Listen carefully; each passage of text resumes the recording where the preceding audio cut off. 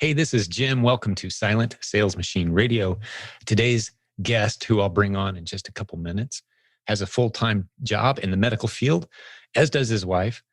But they've managed to put a few $100,000 in the bank last month working in his part-time job, which is building a business on Amazon. He came into our community a few years ago, and he's built quite an impressive wholesale and now private label business as well. And you hear me talk about private label sometimes, and sometimes not in the most positive way, because it's not where you should start if you're new to Amazon selling. 98% of the time, what I just said holds true. If you're new to making money online, you should not be playing with private label. But today's guest, Nick, started off in our community, got into wholesale, slowly built his way into private label very organically, has found some great niche markets, and he's got some very practical tips and strategies to share with us today. He's a very humble guy, quiet guy, very matter of fact, like, yeah, this is what I do. If you're willing to do the work, this stuff works. I love how he presents this as something that, yeah, if someone's ready to go, this, success isn't going to come and hit you in the face, but if you want to go get some, here's how to do it. And I think he's right. So I'm going to bring our guest on here in just a moment. Before I do that, please let me remind you that if you're watching us on YouTube right now, you can go to silentjim.com and you're going to get all kinds of episodes that aren't on YouTube. Most people consuming this show are not on YouTube. They're listening to our podcast on their favorite podcast listening app. And there's lots of options for you. But no matter where you're listening, we'd sure appreciate you sharing this show with those who could benefit from it. But without any further announcements or delays, I'm going to get Nick on the line now so you can hear his incredible story. Let's go. So Nick, welcome to the show. Hey, Jim, thanks for having me.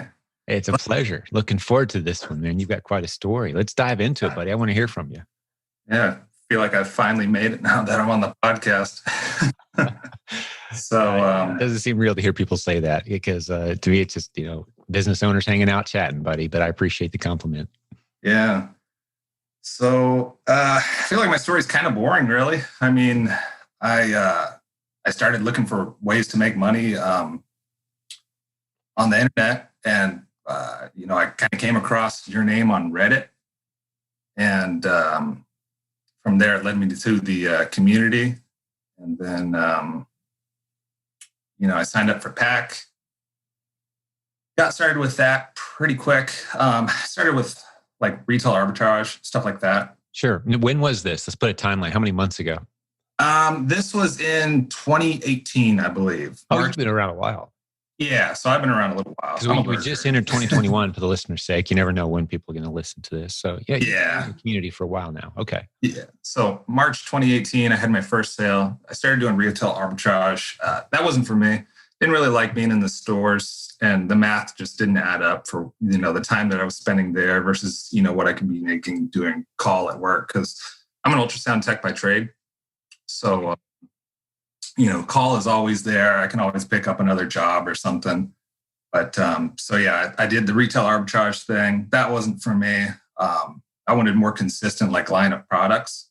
So then I got into the wholesale. I started researching right away, just to throw a few names. I kind of followed the guys like Levi Pendergrass and Zach Martin, I think.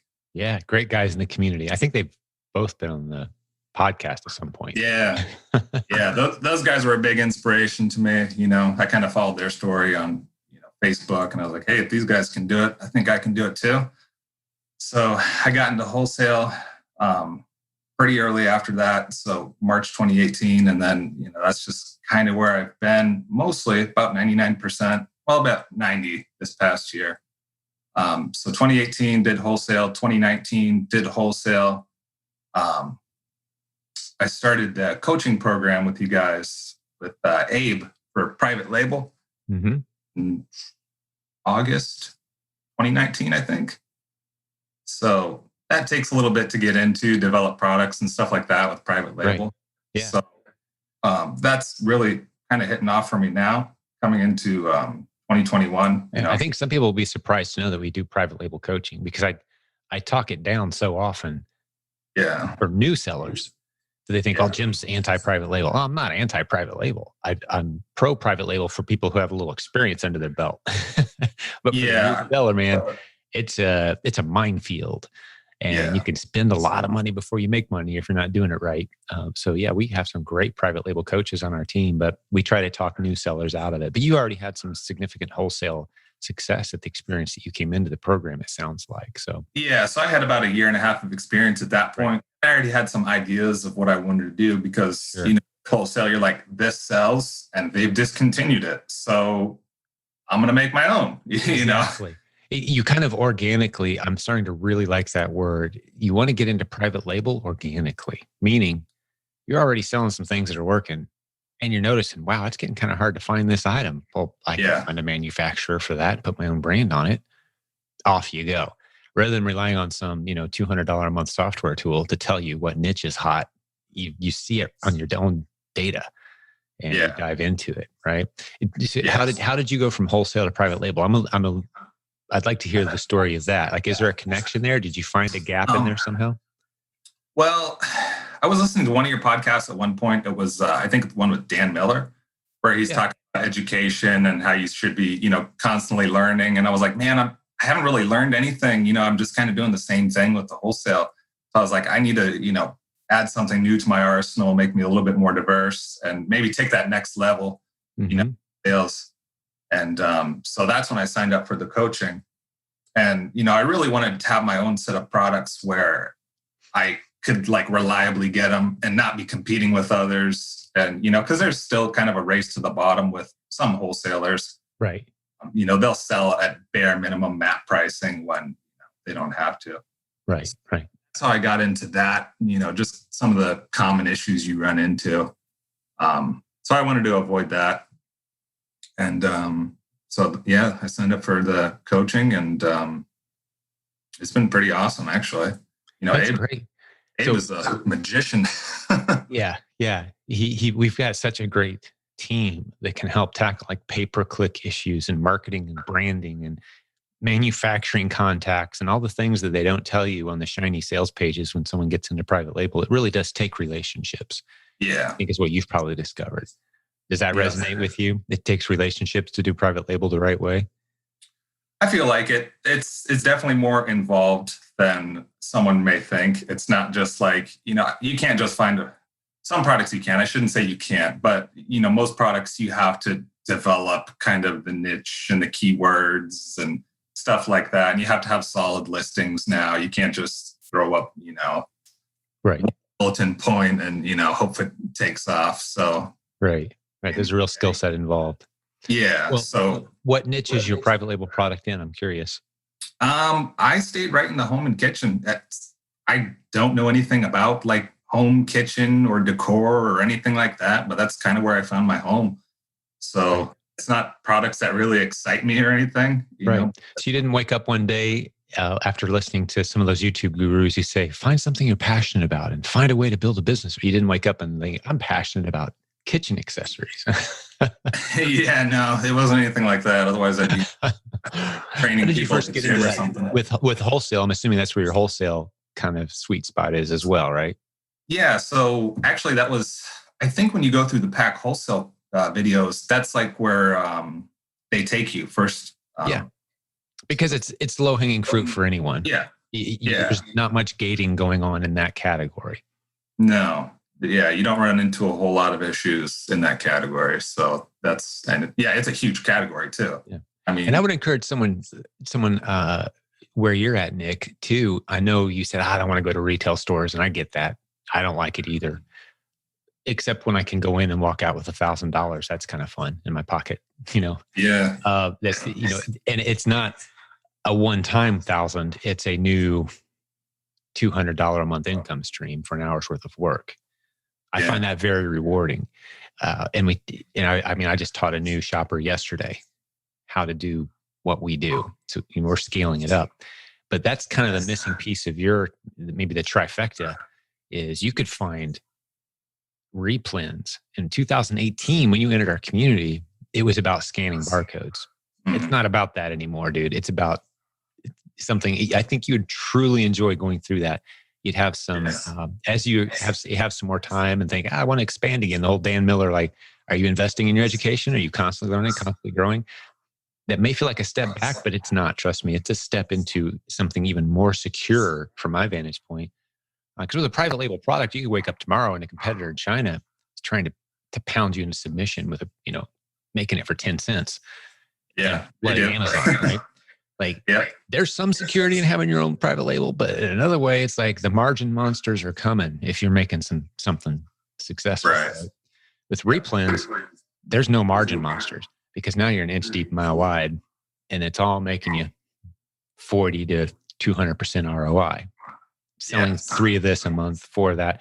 You got your shoppers automated. You got your sourcers automated. You got your packers and preppers automated. So it's not you in retail stores scanning barcodes in the clearance aisle. That's not what it is. Some people think that's what it is, but it's not. So just as a little encouragement to you and to the listeners too, who may be thinking, oh, I'm not ready for private label and I don't know anything about wholesale. There's some low-hanging fruit out there for everybody. But I want to hear your story, man. I want to hear a little bit more about, like, you said you were a medical tech. What'd you say? I'm an ultrasound tech. Ultrasound tech. You still have that job? Yes. Yeah. Gotcha. It sounds like it's kind of flexible. You book when you're available, and I work Monday through Thursday. It's pretty set. Okay. So that takes up quite a bit of time. So you're there like at the hospital or on site. Yeah. And so this is a spare time thing for you.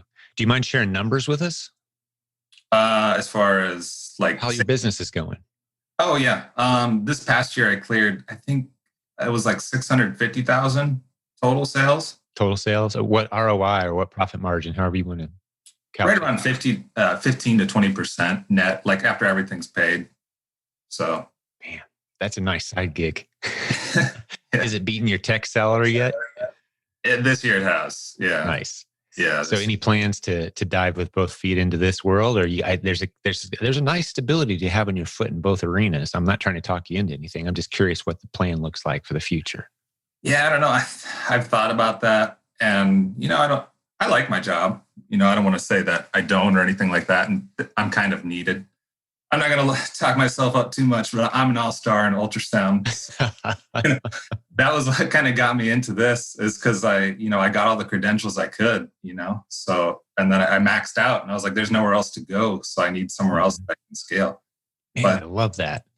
If I can probably double, what I make as an ultrasound tech consistently, I'd probably make the switch. Sure. But just at some point would just, I had no time left, for family. I would just have to cut back hours. And tell me about your team. I'm assuming you have a team. You mentioned you got some people from our office on your team, but what's your team? I actually don't have a team. It's just me. So doing all the packing, shipping, prepping, and that's probably what's been holding me back the most. Okay. Can I coach you for a second? Yeah. Here's a dude putting $400,000 a year in the bank, touching box tape in his spare time. But dude, I do the same. I do the same thing. I've been at the office, people get sick or whatever. I'm building a team. I've got a team. And it's not that, we're too good for box tape now. It's no, I could create a job for 10 or 12 bucks an hour that could potentially change someone's life. Yeah. They're going to be better at putting tape on boxes than I ever was in about 2 weeks. Because when I'm doing it, I'm thinking, I don't have time for this. I should be out working on my business, not putting tape on boxes, right? You're thinking that surely the whole time you're putting tape on boxes, you're thinking that, right? Yeah. Get someone else doing that, man.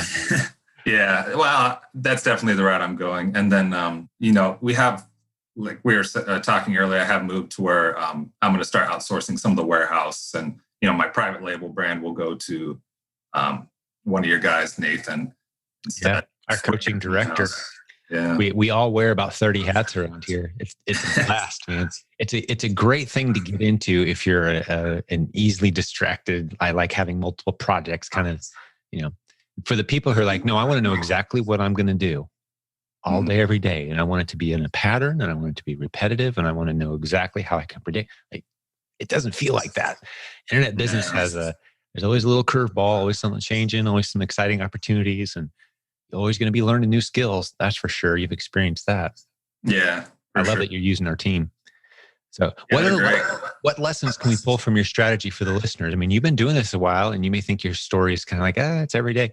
But I can tell you, if we found 100 people who are trying to make money online, who are just randomly on the internet, 99 of them would say, I've just been frustrated. I haven't been able to do anything yet. Nothing I've tried works. And here's this guy, he's working full time and putting a couple $100,000 a year in the bank in his spare time. And the biggest problem he has is he's still touching box tape a few hours a week. Like, people would love to be where you're at, man. Yeah. What do we got to share with those folks? I'm not going to lie. Like, the biggest thing, I was listening to you at one point, and I think it was a podcast where you're like, hey, sometimes you just got to ask, and see what they say. They can always say no. And so I called up one of my biggest suppliers and I was like, can I have a discount if I buy X dollars of stuff? And they're like, no problem. Sure. Are you sure? Like, it was that easy? Yep. So, and that just, catapulted me to the next level. Put some numbers behind that, because we're talking about what, a 5-minute phone conversation. Yeah. So with that, oh man, it went from, having just a handful of SKUs to them to where, hundreds or thousands are possible, because it opened up that extra margin in their products.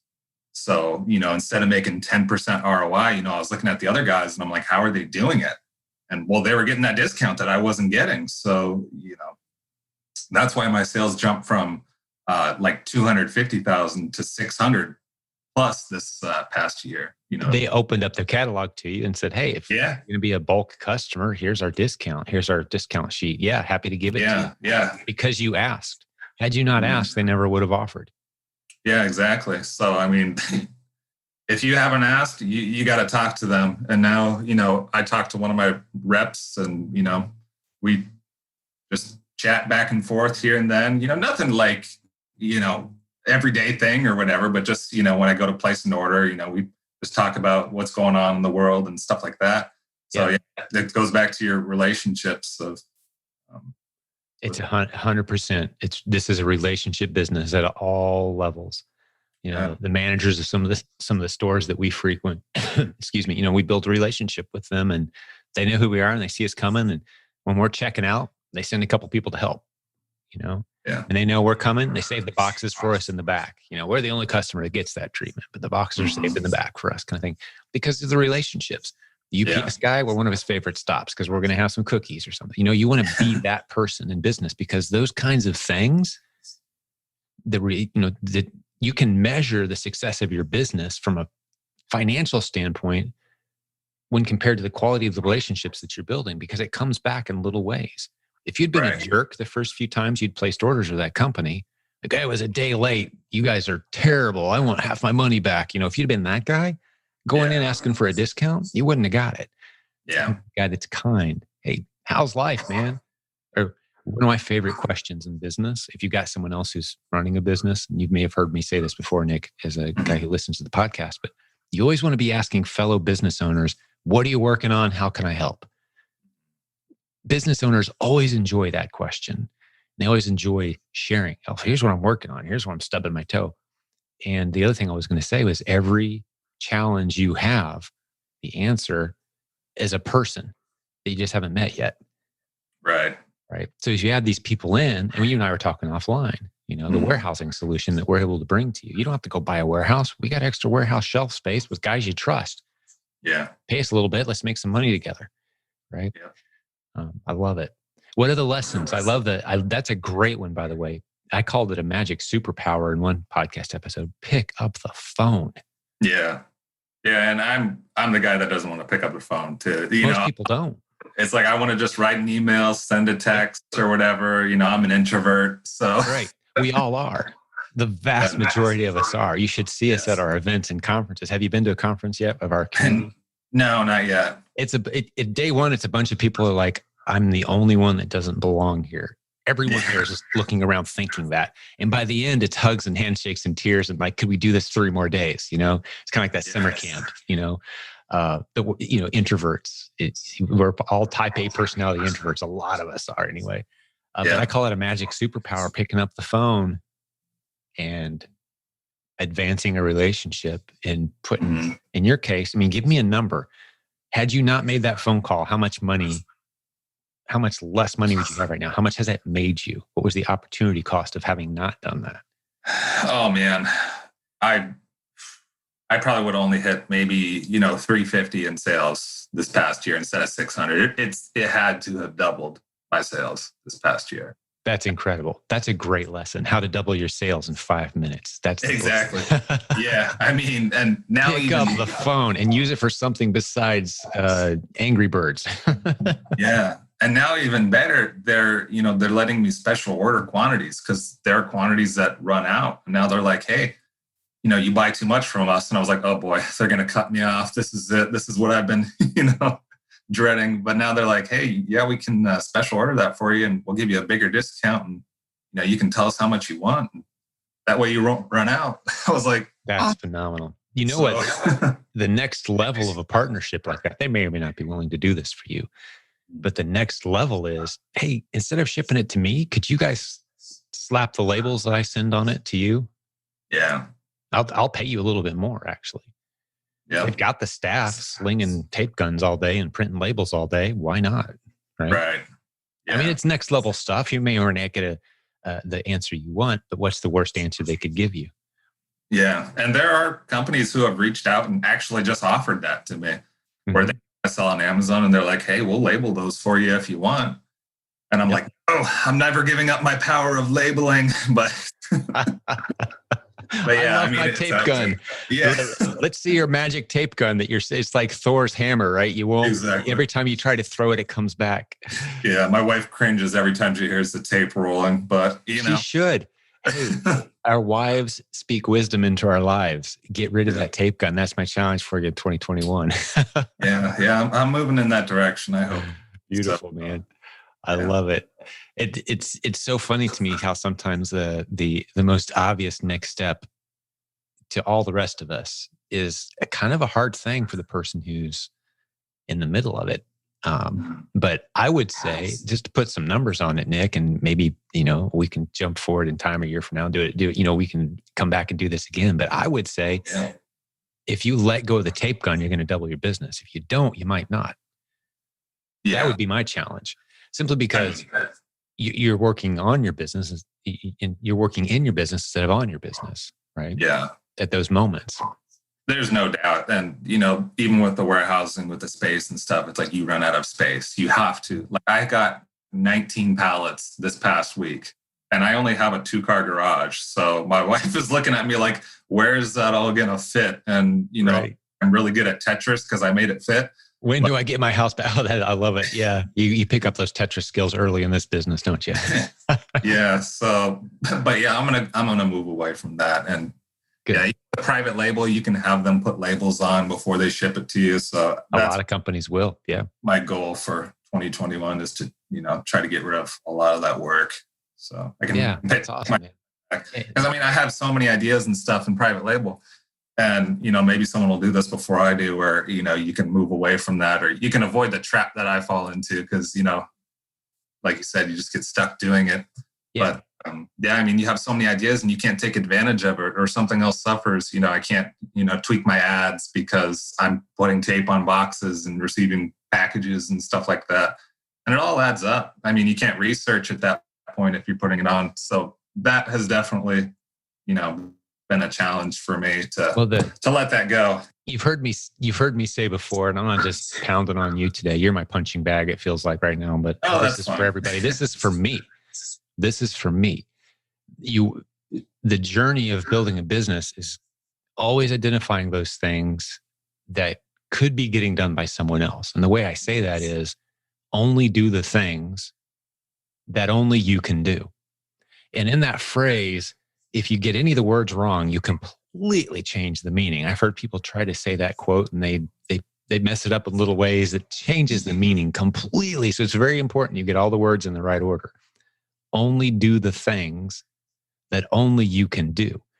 Yeah. That's the goal. You don't start off there. You start off wearing every hat. You take out the trash, you clean the toilet, you put the tape on the boxes, you source, you shop, you prep, you adjust your ads.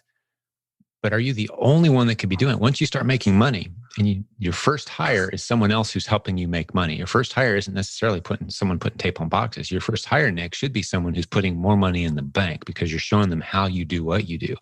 Right. You're never going to have a late shipment again because they're watching the numbers and they're ordering it on time, not 2 weeks too late, right? That's the person you bring in, person who's putting money in the bank. And then once you've got that extra margin, then you start looking at your business saying, am I the only one that could be doing this right now?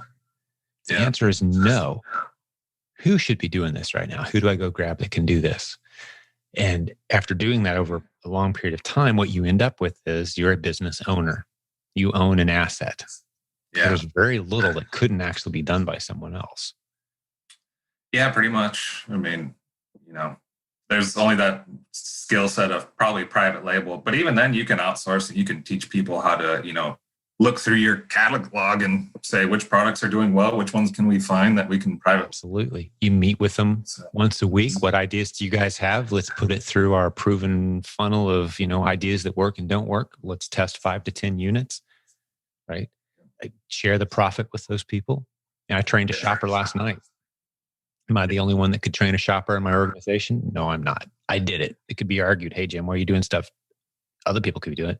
So it's not like I've completely perfected my own lesson of only do the things that only you can do. But I put a profit incentive in front of everybody in our organization at all times. If you bring us more margin, we're going to reward you for it. With that profit incentive in place, the right people rise to the top and they're helping you build and they're identifying private label products because they know if they bring you new margin, they're going to get 20, 30% of it. Right. So that's the way. You need to drop the tape gun and build a team, man. That's my advice. Yeah. That'll be definitely. I bet your wife would be right here going, yeah, preach. Yeah, she said she's going to watch it later. So. Oh, you're in trouble. I'm sorry. Yeah. That Jim guy's so smart. Yes. Lose the tape gun.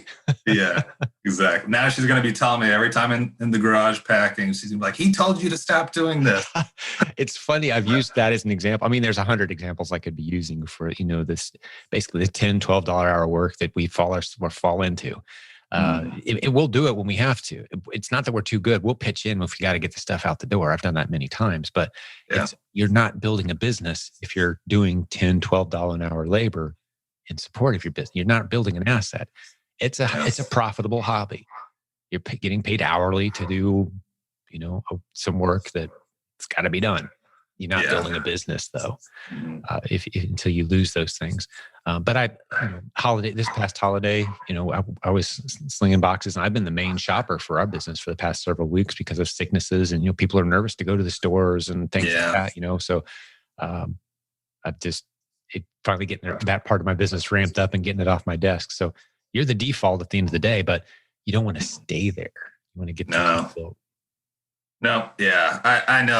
I've got to make the move to, get to the next level. And there are other guys that I watch that, I think Rich Potter, that's another guy I take inspiration from. And I'm like, you got to kind of model your business after, people who are already doing it. It's like, so there's always someone who's further down the road than you are.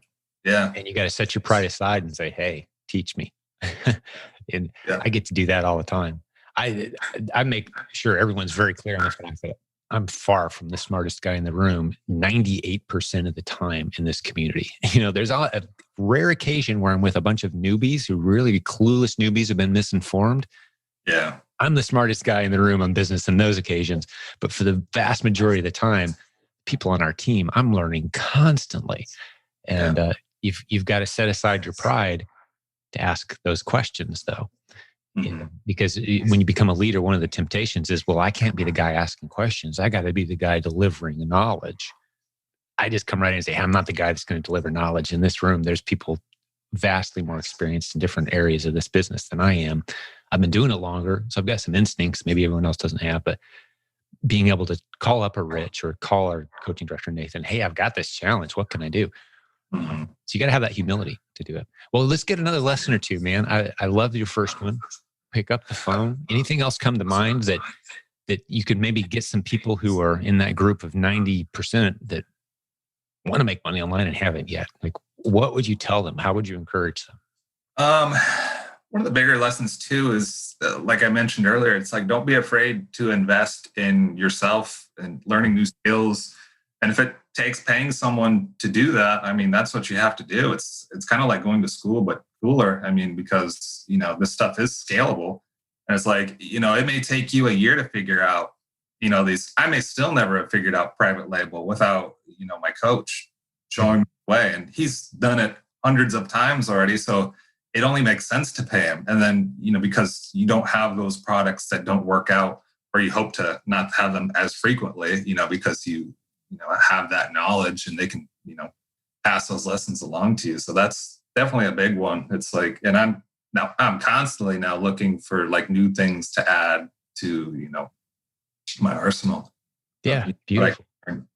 Yeah. I think one of the quotes from Dan, you referenced that podcast episode. I may put it in the show notes if I can find it, but we're getting the gist of it here. And the most valuable investment you can ever possibly make is in your own education, into yourself, on stuff that propels you forward.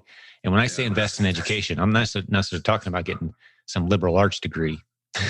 Right. Yeah. That to me is not investing in education that's going to take you where you want to go in life and business. There's several degrees out there that are like, what do you do with that? I'm talking about someone who's further down the road than you are, doing something that you'd like to be doing and saying, hey, I'm a serious student and here's proof that I'm serious. Mm-hmm. We call it cash. I want to learn what you know, and you know that that's going to pay off for you. It's an investment. Yeah. True investment that's going to have a return. Not just going into debt, being told what books to read. You're doing life with a coach who's taking you on a journey. Very different experience. So education, it can be used many different ways. I'm pro-education, but there's a whole lot of things called education that aren't education. It's being told what books to read by someone who doesn't care about you. And that's not education.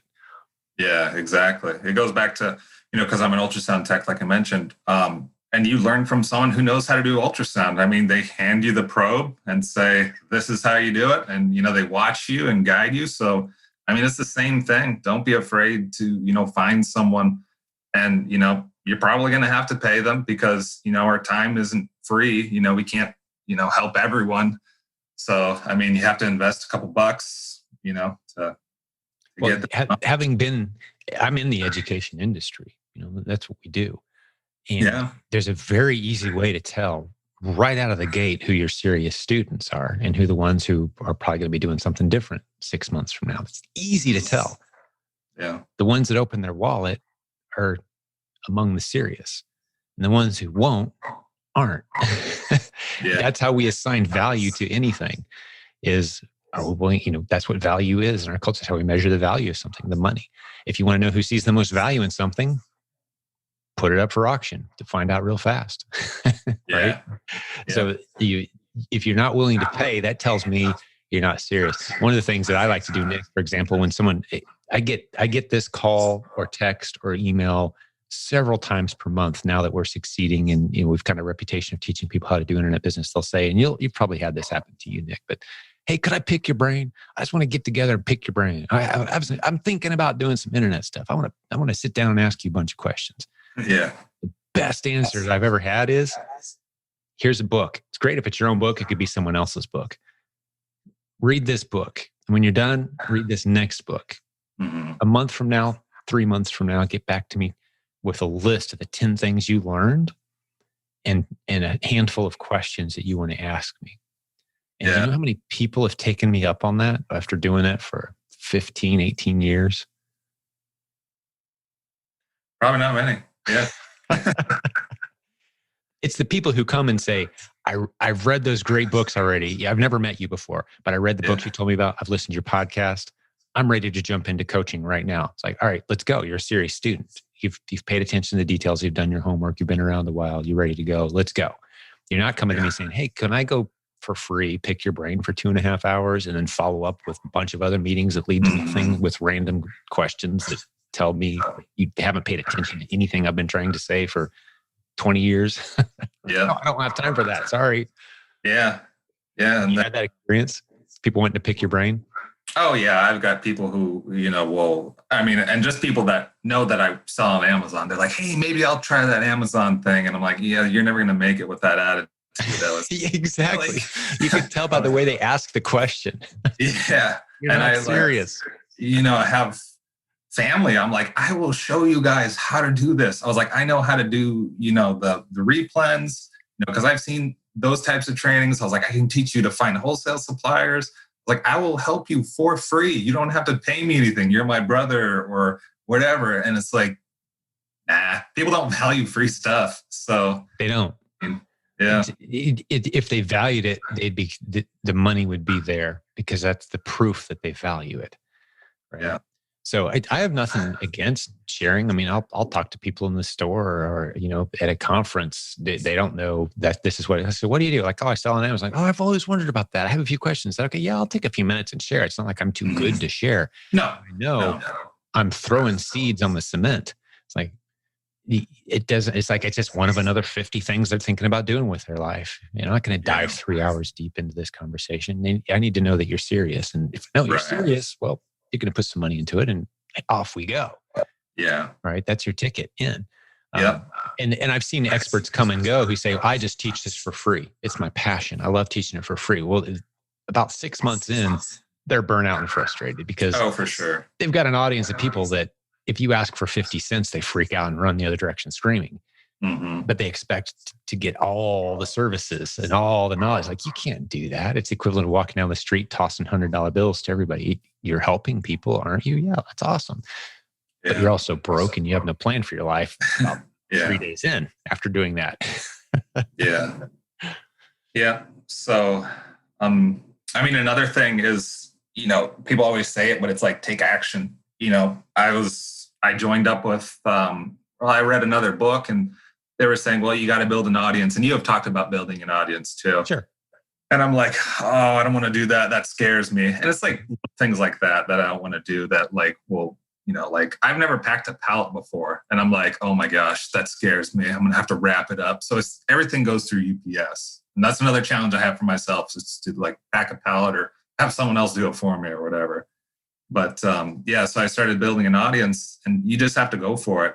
I mean, I started 3 weeks ago and I have 5,000 followers already in my Facebook group for my brand. My guess is Abe helped you a little bit there. Yeah. We got some cool training coming on that topic of, especially for people who are trying to build a niche or build an audience and some things that Jonathan Bricker and Abe, two great guys in our community, are working on.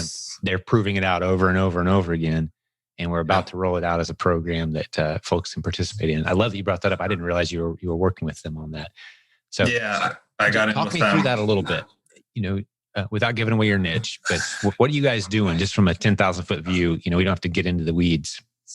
I haven't set up a lot of their, because they have that whole method and I haven't like touched that yet. The thing that scared me the most was setting up a page. I was like, oh my gosh, I don't know how to set up a page on Facebook. And I was like, did you Google it?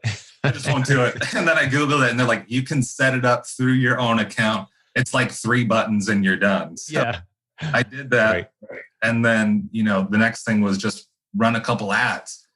And I thought of a clever slogan for my brand and, I threw it up there. And now the biggest problem I have is I don't have enough products to sell these people. They're asking my website and I'm like, I don't have a website yet. I'm sorry. I was like, I'll get back to you. I promise. I love it. Yeah. It's going to be a whole nother adventure. And I can't tell you that I tend to keep this book handy. I'm going to recommend a book for you. I don't know if you've read it yet or not, but to the listeners too, I'm holding it up. For those of you who are watching on YouTube, you'll be able to see this, but the listeners, I'm holding up a book right now. Have you read this book yet by any chance?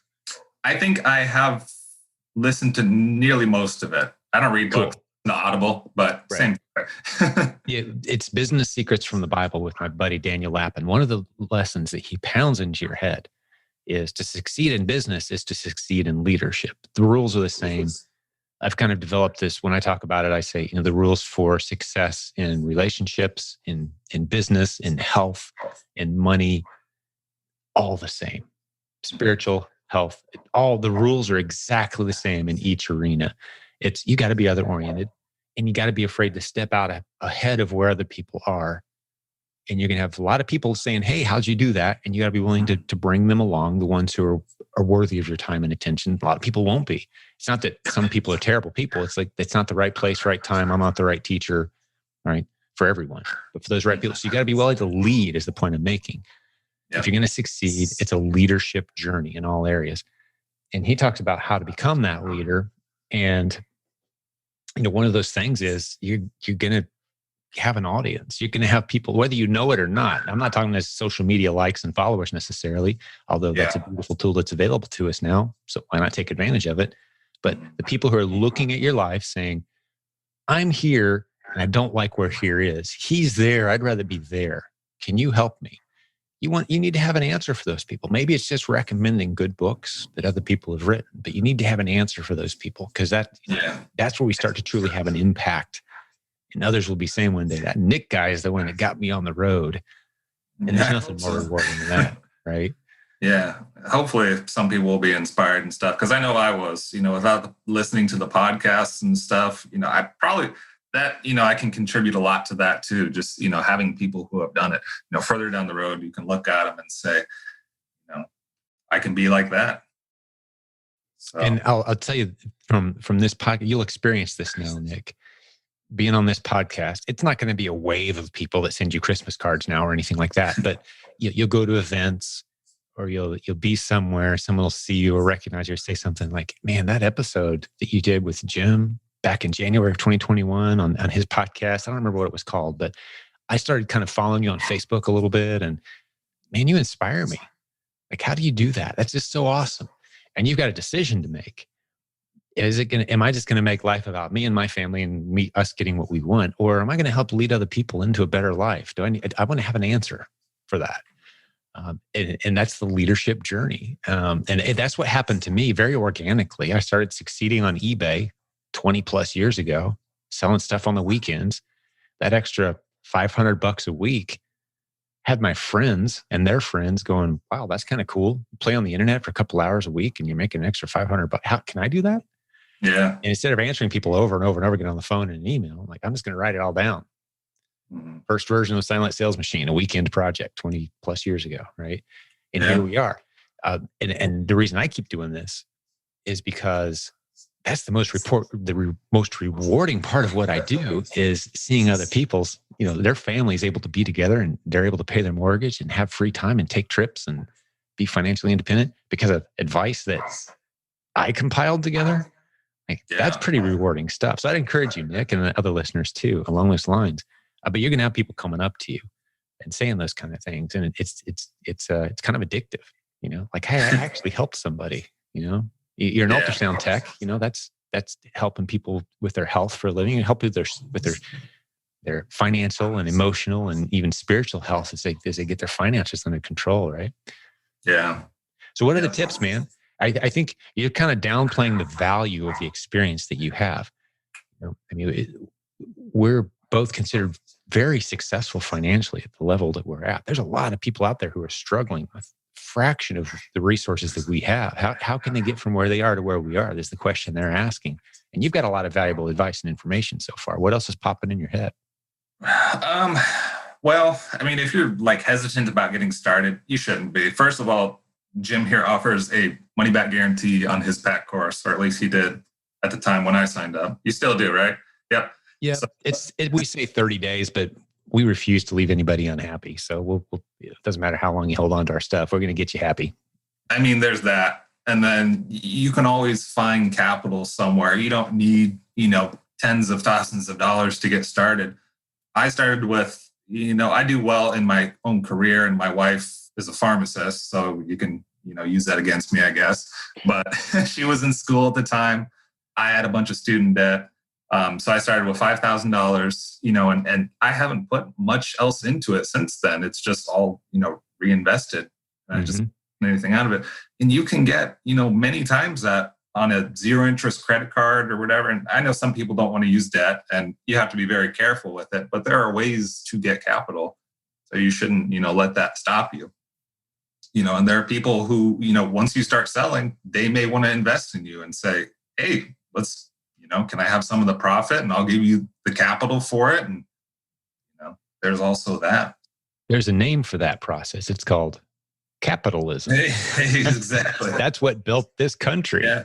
The greatest economy in the history of the planet is built on capitalism. Hey, you've got an idea that works, but you need the money. Here's some of my money. Yeah. That doesn't actually happen in socialist nations. It's illegal activity.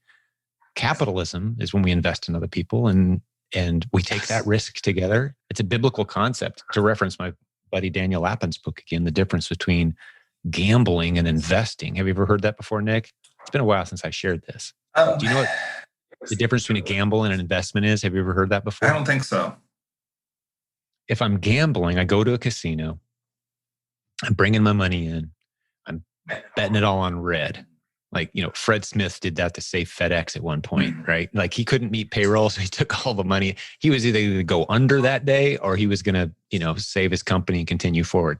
But when I gamble, there's always a winner and a loser, right? Yeah. Like if we're sit down and play poker, one of us is walking home happy that night, one of us is walking home sad that night. Now we may still be buddies, but our relationship, if we're honest, is kind of taking a bit of a hit. If you take me to the cleaners, like I used to like him more than I do now. Right. Our relationship is taking a hit. Well, if you look at it from the prism of a biblical standpoint, business was given to us to enhance relationships, meaning we're either going to succeed together or fail together. The relationship stays intact, though. So capitalism is built on, okay, some of your money, some of my effort, we're in this together. You're cheering for me, I'm cheering for you. We both want this thing to work out. If it works out, we maintain our relationship and it's based on integrity and honesty, and then it works out. That's beautiful. If we maintain our integrity and honesty and we both kind of fail together, that's okay.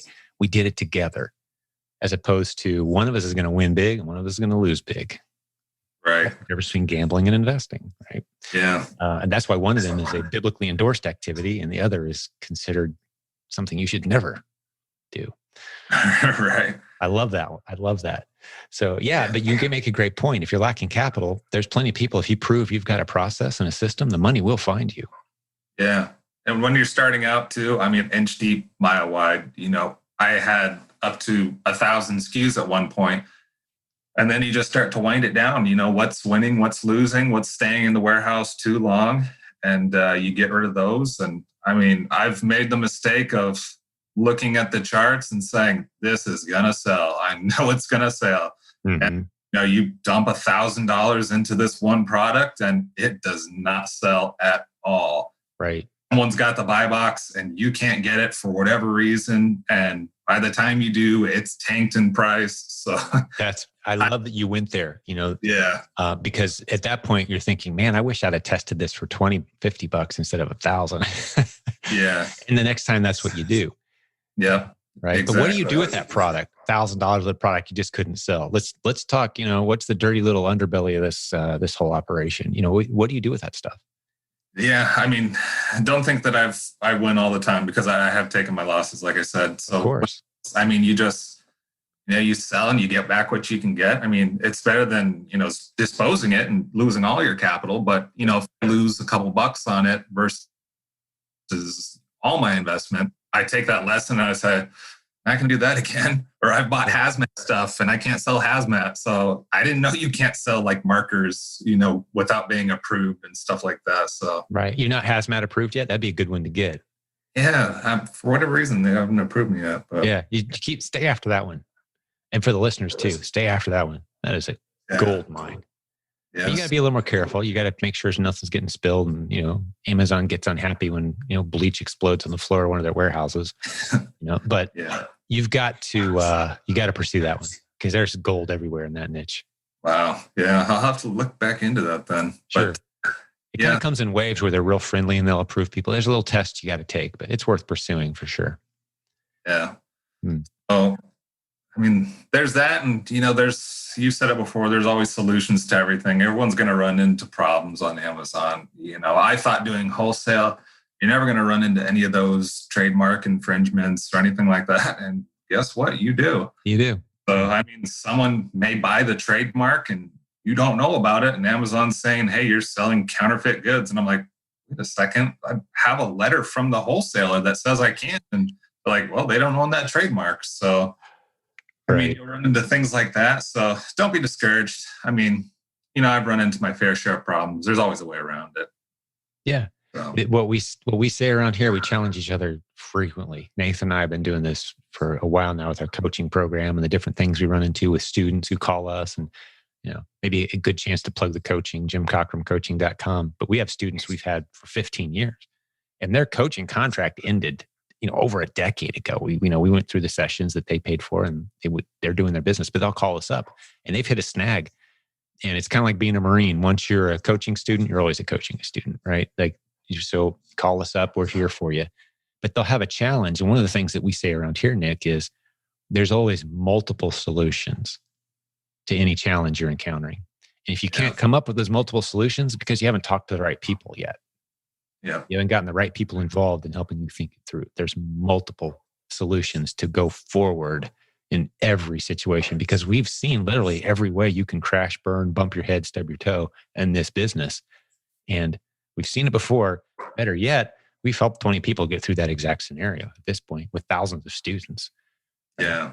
So the only problem is the one that you don't bring to the right creative people to help you think it through. That's the only problem that can kill you in this business, is the one that your ego convince you're the only one that can deal with it, instead of asking for the help that you need. I think that's the power of our community too. We're just smarter than any of us. You post something out there, you think you got everyone stumped, and you get up the next morning, you got 5 creative answers right there in your inbox. Yeah. Or man, that search menu in the Facebook group, that's another little gold nugget. That thing is gold, because anything that you want to know, and then if you can't find it, then you can ask someone. But there's probably 5 people who have already asked that same question, and gotten the answer. So that's, I mean, do you see think a lot of overcharge for that group? Is it too expensive? Oh my gosh. Yeah. People charge hundreds of dollars for groups like that. Yeah. Exactly. I mean, if we could create a product just out of, I think if we did this right now and said, okay, it's $100 a month just to access that Facebook group, we'd lose some people. We'd have a ton of people go, I'm not letting go of this thing. Are you kidding me? It's a gold mine, like you just said. But it's free, and we fully intend to keep it that way. And it's just an incredible 62,000 plus people and rising rapidly. Lots of success to share. And thanks for mentioning it. Yeah, the search feature is extremely powerful. You're right. It's a great way to use the group. Yeah. And you're putting together a nice little special report of tips from a guy who knows what he's doing here. I like it. Anything else come to mind? I'm not to put pressure on you. This has been a great episode, but maybe some final comments as we start to land this episode? Because again, man, you strike me as a guy who's kind of downplaying the wealth of knowledge that you have based on what you've been through. Yeah, I don't know. I mean, after doing it for a while, I guess you just, it's just like you said, it's day in and day out. And, I'm just obsessed with, the business and, making it grow and stuff like that. So, I'm not going to quit. I'm always going to find a way around it. But I mean, it goes back to the whole take action. Like, you got to take action if you want to get started. Like, don't look at the course and then set it aside for a week. It's like, look at the course and then go scan some replens today. Yeah. Make a plan, set goals, and, go after it. Keep learning. I listen to tons of books while I'm doing my packing thing, but, I get to learn while I'm doing that. So, I mean, those are just the things that have helped me. And those are, It's phenomenal. I'd love the guys in our community. You remind me a little bit. You know who J.R. Cagle is? You know the guy in our community. You guys have a similar personality, because he'll talk about, and he uses one retail store. His entire, 85% of his business is from one retail store. And he hits that same store with his team of 3 people. And he just talked we made about 1.4 million, and we got our routine, and we know when the sales are, and it's like, that's what we do. And I play tennis, and you got to remember, 80% of our culture is out there saying, I hate what I do for a living. Can someone please give me something better than this? And so to hear, it's almost like you can be that nonchalant about achieving this dream that most people will never think is completely unachievable. And you're like, yeah, that's what I do. Like, you could do it too. You want me to show you how? Let's take the proven Amazon course. It's not rocket science. Yeah. Some people get on there all excited, and but I love the guys who's like real level and like, yeah, I mean, it's kind of matter of fact. Are you ready to do the work? Like, success isn't something that's going to happen to you, but if you're ready to do the work, it's the opportunities there. Yeah. And it's the way you put it, Nick, is going to really resonate with someone out there who's saying to themselves, man, I'm done with all these hypey pitches. And like, there's like, yeah, I got some spare time. I work full time, med tech, smart guy. Yeah. But he makes it sound so simple. I think I could take a shot at that. That, they didn't show any, pricey sports cars or stacks of cash, but this seems to be legit. Yeah. I love it, man. You've got a leadership quality that's special to you. I can't wait to see where you're going next.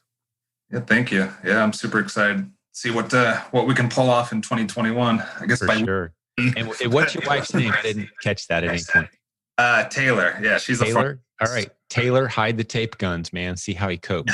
Make him figure that out. Yeah. And Taylor, by the way, thank you for loaning Nick to us. It's been beautiful getting to know him a little bit, and the listeners are sure going to benefit as well. So thank you for loaning him to us for a bit here. But all right, Nick, I think this has been a great episode, man. And unless you got anything you want to tuck in here right at the end, man, I'm going to talk to the listeners for a second. No, I don't think so. All right, cool. Well, you've been a phenomenal guest, and I appreciated hanging out with you and getting to know you a little bit. And for the listeners' sake, thank you for giving us some of your most valuable asset, which is your time. We're truly appreciative of that and honored by that. And if you want to hear more of these great episodes, one thing you should know is if you're watching us on YouTube, actually, most of our episodes aren't on YouTube. They're audio only at silentjim.com. But no matter where you're listening or watching, at least give us a thumbs up or a heart or a like.